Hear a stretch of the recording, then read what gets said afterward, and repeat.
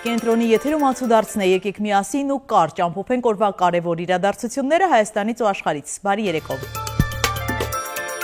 Ուզում ես չծառայել, վճարիր, գործադիրը հաստատեց 24 ամսից պակաս ժամկետով ծառայելու նախագիծը, 1 ամիս ծառայելու գինը 24 միլիոն դրամ է, 4 ամսով ծառայությունը 18 միլիոն դրամ։ Նախկինում հնարավորություն ունեցող բազմաթիվ քաղաքացիներ, իսկ այդ թիվը հազարների մասին է, ես ազգային անվտանգության նկատառումներից ելնելով կոնկրետ թվեր չեմ նշի, բայց այսօր Հայաստանում շատ ծնողներ իրենց երեխաներին զրկում են Հայաստանի քաղաքացիությունից, որպեսզի նրանք չծառայեն հայոց բանակում։ Կետերից մեկը 4-րդ կետը վերաբերում է դրան։ Այսինքն սա մեծ հնարավորություն է տալու, որ այն քաղաքացիները, ովքեր անվտանգությունից ելնելով, որդու անվտանգությունից ելնելով, փորձել են տարբեր ճանապարհներով բանակից ազատվել, ունենան հնարավորություն իրենց որդուն բոլորի հետ հավասար մեր զինված ուժերում գոնե կրճատ ժամկետով ծառայության ուղարկելու։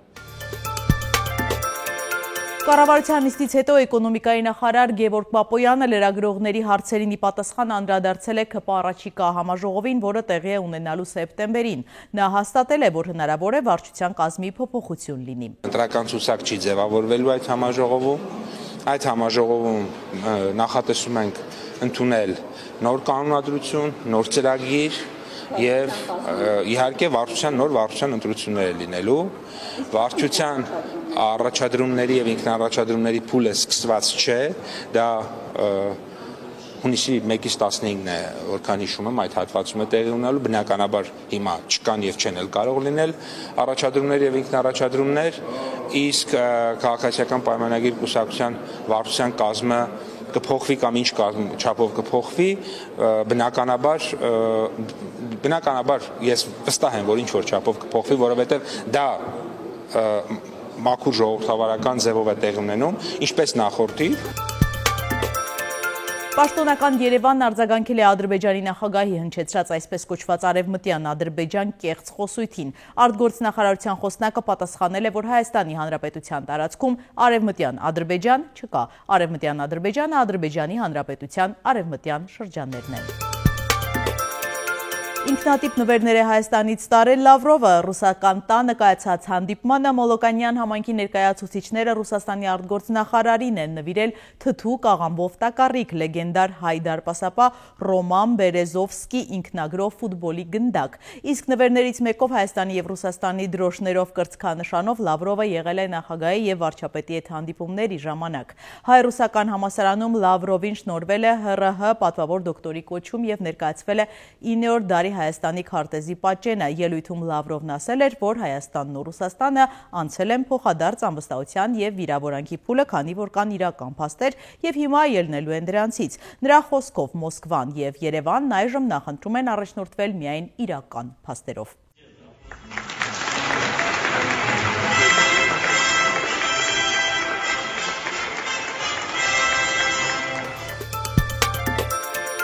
Առանձնակի դաժանությամբ սպանություն արմավիրում, իսկ նախնական վարկածի որդին դանակի 26 հարվածով սպանել է հորը, փող շաղ տվել վրան, ապա ցանկացել է ցած նետվել կամրջից։ Ոստիկանները կանխել են գործողությունը, ոստիկաններն ու փրկարարները Էջմիածնի Խորենացու փողոցի բնակարաններից մեկում հայտնաբերել են 22-ամյա երիտասարդի հոր 1960 թվականին ծնված Գրիգոր Գրիգորյանի դին։ Այդ երեխուն ես փոքրուց պահել եմ։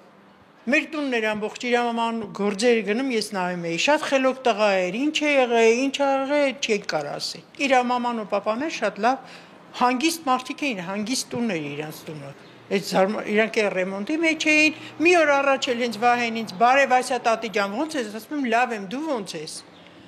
Ասում ես էլ եմ լավ, մեր տեղափոխություն ենք անում տունը, որ մի փոքր տեղ մնացե, արդեն մնանք ստեղ։ Հետո ինչ է կատարվել, ինչ ես կար ասել։ Կինը աղջկա տանն եղել, քանի որ ասենք որ ռեմոնտի մեջ էր տունը։ Ամուսինը մնում էր այդտեղ, ինքը գնում էր այնտեղ, առավոտը գալիս էր, էլի ասենք իրանց գործերով, մորճերով բան։ Ասեմ, ինչքան գիտեմ, ոնց որ ավարտել են, թե ինչ, ասեն սկսում էին տեղավորել։ Ես ինչքան է երեխուն իմ աշկի դեմ ծնվել մեծացել է, ես հենց բան չեմ նկատել, ասենք ինչ որ շեղվածություն կամ թմրանիտերի հետ գործ ունենա կամ ասենք խմիչքի հետ չեմ տեսել, որ ասենք հարբած գատուն ձենը գցի գլուխը, շատ իհարկե ափսոսալի է, շատ իզուր որ այդ դեպք եղել է, ու պիտում իրանց հետ։ Կալաշնիկովն առաջին անգամ ներկայացրել է նորագույն AK-12K և AK-12, սակայն ինքնաձիգները AK-12K-ն նախատեսված է հիմնական գրոհային և դեսանտային զորամասերի համար։ Հենց նրանց հետ գործակցության արդյունքում է ստեղծվել համազորային ինքնաձիգի կարճ տարբերակը։ Մյուս մոդելը հարմար կլինի մարտական տեխնիկայի անձնակազմերի և անօդարջու թռչող սարքերի օպերատորների համար։ Այս ինքնաձիգն ունի կարճ փող, թեթև խզակոտ և կրճատված չափեր։ Նորարարությունները Ռուսաստանի զինված ուժեր կուղարկվեն մինչև 2025 թվականի մայիսի վերջ։ Չորեքշաբթի երեկոյան Վաշինգտոնի կապիտալ Ջուիշ թանգարանի մոտ Իսրայելի դեսպանատան երկու աշխատակից է սպանվել, կասկածյալը ձերբակալվել է, բղավելով ազատություն Պաղեստինին։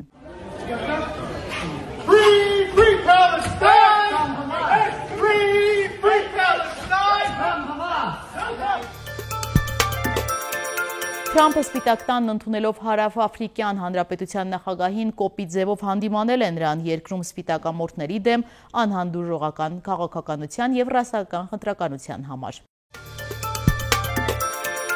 Ուլիանովսկի բնակիչը, որը հոգնել էր Մոսկվայում սենյակ վարձելու համար գումար վճարել, տանտիրոջ հետ հաշվեհարդար է տեսել, կացնով 15 հարված է հասցրել նրան։ Մասոնքները տաքսիով փորձել է տեղափոխել և թաքցնել, սակայն չի հաջողվել։ Չարագործը ձերբակալված է։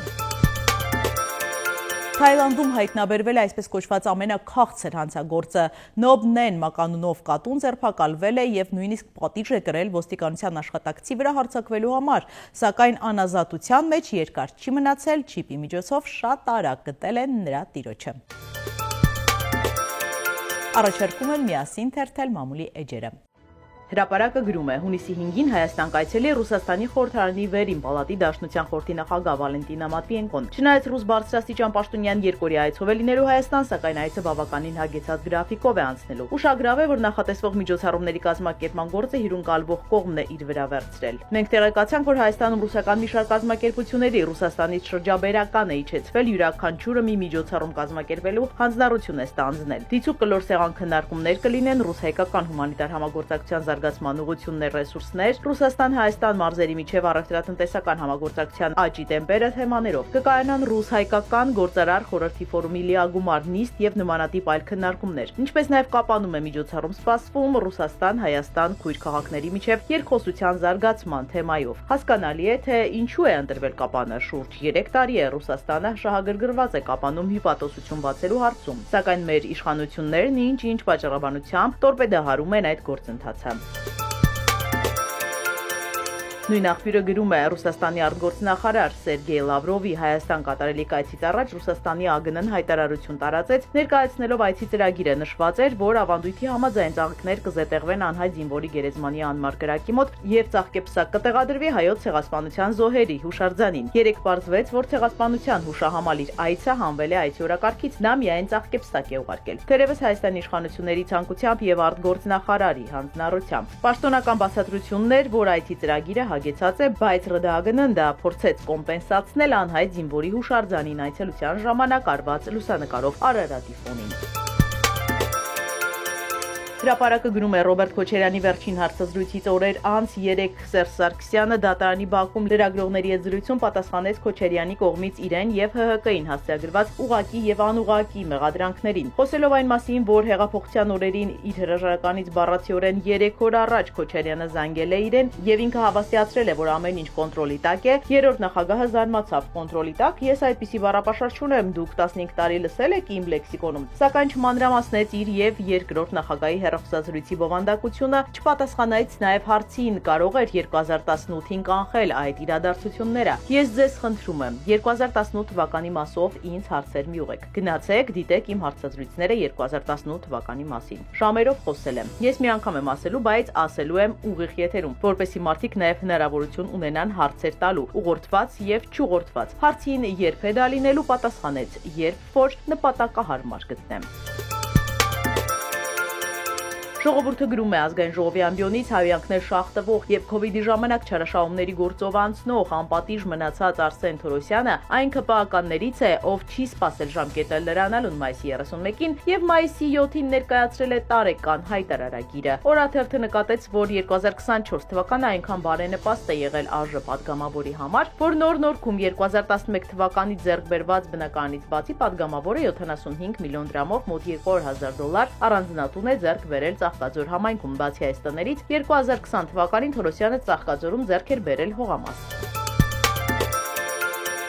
Ժողովուրդը գրում է. ինչպես հայտնի Արաբական Միացյալ Էմիրությունների մանր եղջերավոր անասուններ արտահանելու կաշառքի քրեական գործով անցնում են ԱԺ պատգամավոր Հովիկ Աղազարյանը եւ եւս երկու անձինք, որոնցից նա կաշառք էր պահանջել։ Մասնավորապես ԱԺ պատգամավոր Հովիկ Աղազարյանի դեմ ցուցմունք տված անձը Աշոտ Կամավոսյանը պատմել է իրավապահներին, որ $300,000 կաշառքը չեն կարողացել տալ ու վերջում պայմանավորվել են $100,000 տալ Աղազարյանին։ Գնացել հանդիպել են նրան ազգային ժողովի հարակից զբոսայգում եւ հենց այնտեղ $20,000 է առաջարկվել Աղազարյանին, սակայն պատգամավորը զայրացել է ու ասել, թե պայմանավորվել էին $100,000։ Ինչու եք քիչ բերել, չեմ վերցնում։ Առաջարկել է կգնաք, կավելացնեք, նոր կգաք։ Արդյունքում կաշառքի գործով Աշոտ Կամավոսյանի եւ Սլավիկ Պողոսյանի գործը անջատվեց եւ ուղարկվեց հակակոռուպցիոն դատարան։ Եվ ահա մեզ հայտնի դարձավ, որ դատարանը վճիռ է կայացրել։ Մասնավորապես Աշոտի Սիրեկանի Կամավոսյանին մեղավոր ճանաչել քրեական օրենսգրքի 439-րդ հոդվածի 2-րդ մասի 3-րդ կետով եւ նրա նկատմամբ որպես պատիժ նշանակել ազատազրկումը 2 տարի 6 ամիս ժամկետով։ Քրեական օրենսգրքի 84-րդ հոդվածով սահմանված կարգով ազատազրկման ձևով նշանակված պատիժը պայմանականորեն չկիրառել, սահմանելով փորձաշրջան 3 տարի ժամկետով։ Սլավիկ Սպարտակի Պողոսյանին մեղավոր ճանաչել քրեական օրենսգրքի 46-ի 439-րդ հոդվածի 2-րդ մասի 3-րդ կետով եւ նրա նկատմամբ որպես պատիժ նշանակել ազատազրկումը 2 տարի 6 ամիս ժամկետով։ Քրեական օրենսգրքի 84-րդ հոդվածով սահմանված կարգով ազատազրկման ձևով նշանակված պատիժը պայմանականորեն չկիրառել, սահմանելով փորձաշրջան 3 տարի ժամկետով։ Չինաստանի Ֆենգյան քաղաքում փլուզվել է հնագույն թմբուկի աշտարակի տանիքը, այն կառուցվել է 1375 թվականին։